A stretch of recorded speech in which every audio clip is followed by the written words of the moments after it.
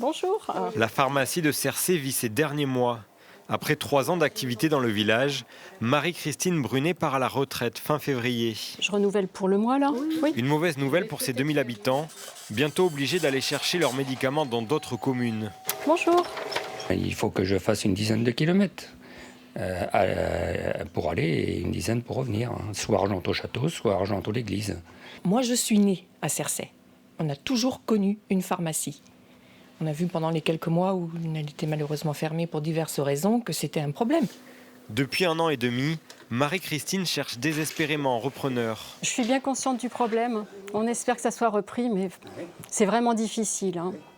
Faculté, agence spécialisée, la pharmacienne met des annonces partout sans résultat. Aujourd'hui, elle est prête à la brader. Quitte à ce que ça ferme, autant la laisser pour 1 euro. Au moins, elle va continuer à exister. C'est un bel outil de travail. Il y a un médecin qui est juste à côté. À 30 km, Oiron aussi perd ses commerçants. La boucherie il y a quelques années, le médecin il y a 2 ans et bientôt la pharmacie. Créée dans les années 20, l'officine pourtant rentable va fermer fin mars. Sa propriétaire part à la retraite après 27 ans d'activité. Une petite officine sans médecin, c'est excessivement peu vendeur, on va dire. Ces fermetures programmées inquiètent Bernard Pénicaud, membre de l'ordre des pharmaciens de la région.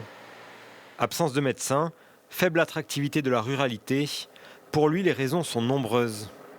Notre université d'origine, finalement, souvent, c'est l'université de Poitiers, qui forme pour l'ex-Poitou-Charentes, les 4 départements, quelques dizaines de pharmaciens. C'est totalement insuffisant pour couvrir les besoins. Et c'est vrai que les jeunes, comme les jeunes médecins, préfèrent s'installer à plusieurs, plutôt dans un espace urbain, pour un confort de travail. Aujourd'hui, les Deux-Sèvres comptent 120 officines.